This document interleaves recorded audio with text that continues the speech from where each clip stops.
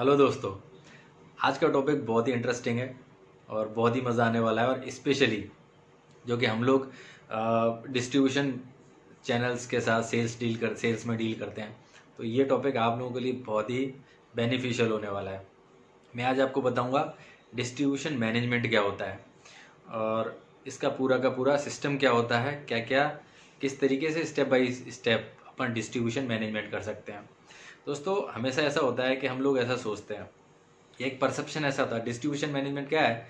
हम लोग गए डिस्ट्रीब्यूटर के पास, अपना प्राइस दिया, डिस्कशन किया और सेल हो गया प्रोडक्ट और अपना काम हो गया, फिर कलेक्शन लिया। That is the distribution management. मगर दोस्तों, ये डिस्ट्रीब्यूशन मैनेजमेंट नहीं है, ये एक अपनी सेल साइकिल है। हम लोग जो सेल करते हैं वो है डिस्ट्रीब्यूशन मैनेजमेंट। एक बहुत ही क्रूशियल टॉपिक है और इसके मेनली 4 पैरामीटर्स होते हैं। और मैं ऐसा ऐसा मैंने फील किया है कि ज़्यादातर लोग उन पैरामीटरों की तरफ बिल्कुल भी ध्यान नहीं देते। इसके पैरामीटर क्या हैं, मैं इसको आपको एक फॉर्मूले में बताऊँ तो फेम नाम दिया है मैंने इसे, FAME। एफ का मतलब है find your distributor. Second A means appoint your distributor. M manage your distributor. And E सबसे ज़्यादा क्रूशियल, जो ज़्यादातर लोग नहीं करते हैं, evaluate your distributor time to time. इन सब का फंडा क्या है, फेम का फंडा क्या है? देखिए, फेम क्या है कि मान लीजिए सबसे पहले शुरुआत अपन कहाँ से करते हैं कि जब भी हम किसी भी नए मार्केट में गए या एग्जिस्टिंग मार्केट में हैं, अगर मैं सीधे ज़ीरो से बात लेके चलूँगा कि मान लो डिस्ट्रीब्यूशन नहीं है, डिस्ट्रीब्यूटर में यहाँ पे नया अपॉइंट करना है, तो प्रोसेस क्या रहेंगे और पूरा का पूरा उसका लाइफ साइकिल क्या रहेगा आपके साथ। एक एज अ राउंड द ईयर मैं बात करूँगा, पूरा लाइफ साइकिल उसका कैसा रहेगा, फिर आप टाइम टू टाइम उसको आगे बढ़ा सकते हैं। सबसे पहले मान लीजिए आप नए मार्केट में गए, आपका डिस्ट्रीब्यूटर कुछ नहीं है, कोई नहीं है वहाँ पे, तो आपको डिस्ट्रीब्यूटर वहाँ पे देखना पड़ेगा, खोजना पड़ेगा, यानी कि फाइंड करना पड़ेगा। उसके लिए क्या करते हैं, जो हम लोग अभी प्रैक्टिकली यूज़ करते हैं, रेफरेंस लेते हैं कि अपने कुछ कलीग्स रहते हैं सेम इंडस्ट्री में रहते हैं, वहाँ से कुछ रेफरेंस लिया या अपने डिस्ट्रीब्यूटर से कुछ रेफरेंस लिया, या इस तरीके से थोड़ा रेफरेंस लेते हैं और फिर जाके उनसे मिलते हैं और बात करते हैं और अपॉइंट कर देते हैं। लेकिन दोस्तों, यहाँ पे क्रूशियल हैक है कि आप ठीक है रेफरेंस लो, वो सब करो, लेकिन आप इंडिपेंडेंटली काम करो। आप पहले उस मार्केट को जाके समझो और वहाँ पे कौन कौन, मान लीजिए आपको एक डिस्ट्रीब्यूटर बनाना है तो कम से कम 5-6 डिस्ट्रीब्यूटरों का एक लिस्ट बनाओ। फिर उन डिस्ट्रीब्यूटरों की मार्केट से इन्फॉर्मेशन लेके आओ। और इन्फॉर्मेशन लाने का सबसे अच्छा तरीका है कि जो उसके खुद के रिटेलर्स हैं या फिर जो कंपटीशन के रिटेलर्स हैं, उनसे जाके इन्फॉर्मेशन लेके आओ। तो एग्जैक्टली आपको पता चलेगा उनका बिहेवियर कैसा है मार्केट में, वो सर्विस कैसी देते हैं, क्योंकि सर्विस अच्छी देना बहुत ज़रूरी है आपके बिजनेस के ग्रो करने के लिए। तो वो कैसी सर्विस देते हैं और उनका ओवरऑल क्या है, और सबसे क्रूशियल बात, उनकी फाइनेंशियल कंडीशन कैसी है, फाइनेंशियल स्ट्रेंथ कैसी है, और उनका एक बिहेवियर होता है फाइनेंस का बिहेवियर, वो कैसा है। क्या वो आपको टाइम टू टाइम पैसे दे पाएंगे, जब आप जो भी आपकी टर्म्स कंडीशन है, क्या वो उन सभी चीज़ों में सेट बैठ पाएंगे। तो एक फाइंड हो गया, ये सब चीज़ें आपने फाइंड करी। फिर फाइनलाइज आप कम से कम मान लीजिए ना 5 में से आप 3 लोगों को फाइंड करो, 3 लोगों से मिल के आओ।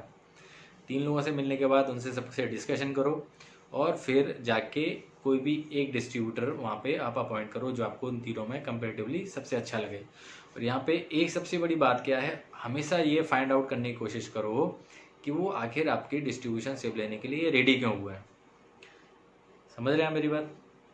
क्या या तो आपके जैसे प्रोडक्ट को आपके पोर्टफोलियो के लिए वहाँ पे जगह तैयार हुई है, या उनके पास पैसा है भी जो इन्वेस्ट करना चाहते हैं। क्या वो आपसे लॉन्ग टर्म जोड़ना चाहते हैं, लॉन्ग टर्म आपके साथ बिजनेस करना चाहते हैं? अगर वो आपके साथ लॉन्ग टर्म बिजनेस करना चाहते हैं तो he is the perfect business partner. क्योंकि हमेशा डिस्ट्रीब्यूशन में उसी को सेलेक्ट करो जो लॉन्ग टर्म आपके साथ जुड़ने के लिए तैयार हो। क्योंकि हर साल आप जाके नया डिस्ट्रीब्यूशन मार्केट में नहीं बना सकते, आप बनाएंगे तो आपकी ये कंपनी की रेपुटेशन के लिए भी खराब होगा और आपको भी बार बार बिजनेस में दिक्कत आएगी। क्योंकि सबसे मेन हम डिस्ट्रीब्यूटर क्यों बनाते हैं कि फर्स्ट ईयर मान लीजिए हम उनको सारी चीज़ें बताते हैं, एक साल में पूरे सब हम लोग एक दूसरे के साथ ट्विन अप हो पाते हैं, मार्केट में जान पाते हैं। और फिर नेक्स्ट ईयर होता है जो मल्टीप्लाई करने का ईयर होता है, और उस टाइम पे अगर आपको दोबारा से डिस्ट्रीब्यूशन ढूंढना पड़ेगा तो this would be the pathetic thing. So आप ऐसा ही डिस्ट्रीब्यूटर सेलेक्ट करें जो लॉन्ग टर्म आपके साथ जुड़ना चाहता हो। ये हो गया फाइंड। तो इस तरीके से आप डिस्ट्रीब्यूशन अपॉइंट करें, फाइंड करें। सेकंड जो पॉइंट था अपॉइंट कैसे करना है कि आपने पूरा सब कुछ एक तरीके से देख लिया, आप सेटिस्फाई हैं, वो भी आपसे सेटिस्फाई हैं, अभी उनको अपॉइंट करना है। अपॉइंट में आपको सारी की सारी आपको अपने प्रोडक्ट पोर्टफोलियो बताने हैं, उनको प्राइसिंग स्ट्रेटजी बनानी है, सबसे बड़ा पॉलिसीज़ बतानी है, पेमेंट टर्म्स बताने हैं, और क्या क्या डाटाबेस आप उनसे लेना चाहते हैं। तो सारा जो भी डॉक्यूमेंटेशन फॉर्मेलिटी है वो पूरा का पूरा आप करिए। और लेकिन यहाँ पे एक चीज़ ध्यान रखिए, बी क्लियर, एकदम क्लियर रहिए कितनी प्रॉफिटेबिलिटी मिलेगी आपके प्रोडक्ट सेल करने में, आप क्या क्या सर्विस देना चाहते हैं, क्या क्या सर्विस दे पाएंगे, और क्या क्या सपोर्ट कर पाएंगे। मतलब एकदम खोल के, यहाँ पे कुछ भी छिपा हुआ नहीं होना चाहिए, क्योंकि जितना ज़्यादा ओपन रहेगा तो उनको भी एकदम पता रहेगा कि आप क्या करने वाले हैं, आप उनके साथ कैसे काम करने वाले हैं, और वो भी आपको खुल के बता पाएंगे कि भाई आप सबसे पहले आप अपनी सर्विस सारी बताओ, फिर आप लास्ट में उन्हें भी ये बताओ कि हम आपसे क्या एक्सपेक्ट करते हैं, कितना बिजनेस एक्सपेक्ट करते हैं, कितना सपोर्ट चाहते हैं, या किस तरीके से आगे काम करना चाहते हैं। तो ये पूरा का पूरा एक खुल के डिस्कशन होना चाहिए, तभी आप आगे बढ़ें, क्योंकि वरना क्या, फिर बीच में आप स्टकअप हो जाएंगे। Third cheese I manage. जब आपने अपॉइंट कर लिया तो मैनेज कैसे करना है। मैनेज करने के लिए मान लीजिए आपका कोई बिलिंग सॉफ्टवेयर वगैरह है, वो सब वहाँ पे अपडेट करवाइए, कैसे बिलिंग करनी है वो, यानी कि सारा पूरा बिजनेस करने के लिए एकदम रेडी, और पूरा प्लान, स्ट्रेटेजिकली प्लान, कब कम अपन मटेरियल सप्लाई देंगे, कब बिलिंग करना है। तो ये पूरा का पूरा पूरे ईयर का एक प्लान बना के वहाँ पे डिस्कशन करना चाहिए, और उस हिसाब से मैनेज करना चाहिए। और फिर एक लास्ट में एक पॉइंट आता है एवेल्यूएशन, जिसमें यहाँ पे ज़्यादातर लोग हम लोग मात खाते हैं।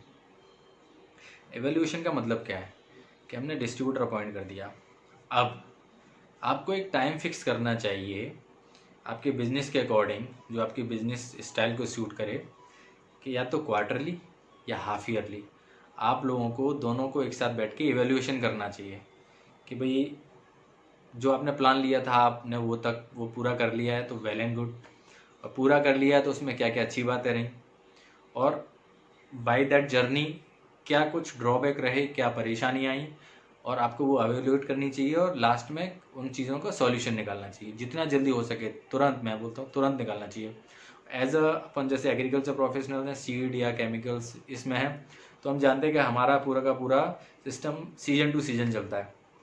तो मेरा एक पर्सनल सजेशन रहेगा कि आप सीजन बाई सीजन बैठ के आराम से इत्मीनान से एक 3-4 घंटे का टाइम निकालो, आराम से आप अपनी पार्टी से ही बोलिए कि हम लोग बैठ के डिस्कशन करेंगे, तो आपके जो भी सारे काम है मेरे को जब भी आपको लगता है प्रॉपर अपॉइंटमेंट लेके 3-4 घंटे का टाइम लेके बैठिए, पूरा का पूरा एवेल्यूएट कीजिए। मान लीजिए आपका जो गोल था वहाँ तक आप नहीं पहुँच पाए हो, तो आप उसको भी एनालिसिस करो कि भाई क्यों नहीं पहुँच पाए। ऐसा नहीं है कि डिस्ट्रीब्यूटर की तरफ से कोई कमी हो, कई बार कंपनी की तरफ से भी कई सारी कमियां रहती हैं, तो उन चीज़ों को एनालाइज करो। क्या आपका सेल्स पर्सन सर्विस नहीं दे पाया, आपका फील्ड स्टाफ है वो अच्छे से काम नहीं कर पाया, या मे भी हो सकता है कि सभी ने अच्छा काम किया लेकिन नीचे से उतना आउटपुट क्यों नहीं आ पाया, तो उसका रीज़न क्या है। और पूरा का पूरा एक फ्रेमवर्क बनाओ टाइम फ्रेम के साथ, अच्छा ये वाला काम नहीं हो पाया, मैंने अपने स्टाफ को अच्छे से ट्रेनिंग नहीं दे पाई, ठीक है अगले 4 दिन में 5 दिन में मैं अपने जो भी नया सीज़न आने वाला है मैं अपने स्टाफ को पूरी तरह ट्रेनिंग दूंगा, ऐसे ऐसे ये सारा काम करना है। मतलब तुरंत एवेल्यूएट करो और तुरंत action point with time frame, कि कभी एक्शन लेना है और उसका टाइम फ्रेम में इतने टाइम में मुझे ख़त्म कर देना है, और वो सारा चीज़ कंप्लीट करके फिर आगे वाले सीजन के लिए आगे बढ़ो। तो कि ये एवेल्यूएशन का प्रोसेस बहुत ही ज़रूरत है और बहुत ही क्रूशियल है। कई बार ऐसा क्या होता है कि आपको पता चलता है कि शायद डिस्ट्रीब्यूशन उतना सपोर्ट नहीं कर पाता, उस टाइम आप ध्यान नहीं दे पाए, तो जो भी आपको एक्शन लेना है फिर ले लेना चाहिए। मान लीजिए नया डिस्ट्रीब्यूशन लेना है तो वो करो, अगर वहीं पे एग्जिस्टिंग करना है तो आपस में डिस्कशन करो, और चीज़ों को कैसे अपन आगे ग्रो कर सकते हैं वो चीज़ लेके जाओ, क्योंकि एट द एंड आप दोनों का गोल एक होना चाहिए और दोनों बराबर एनर्जी से उस गोल को तरफ काम करना चाहिए, और वो विन विन सिचुएशन होनी चाहिए। तो ये चारों के चारों पॉइंट हमेशा याद रखो डिस्ट्रीब्यूशन मैनेजमेंट के, और अगर आप इस फ्रेम में चलते हैं तो आपको हमेशा सक्सेस मिलेगी ही मिलेगी, ज़्यादातर सक्सेस मिलेगी। तो याद रखिएगा, fame, find, appoint, manage and evaluate, don't forget the process of evaluation. तो इसी के साथ बहुत बहुत धन्यवाद, और मैं अगेन आपसे वही बोलूँगा कि एक फेसबुक VIP ग्रुप बनाया है, आप मेरे को एक स्पेशल मैसेज कीजिए, पर्सनल मैसेज कीजिए, और फिर मैं आपको उस ग्रुप के लिए लिंक भेज दूंगा। तो आप उस ग्रुप को ज्वाइन कीजिए। बाय द टाइम वो धीमे धीमे ग्रुप बढ़ेगा और बहुत सारी हम दोनों आपस में दोनों के प्रॉफिटेबल वाली इन्फॉर्मेशन नॉलेज में शेयर करेंगे और सभी लोग अपन एक साथ आगे बढ़ेंगे। We will grow together. Thank you very much.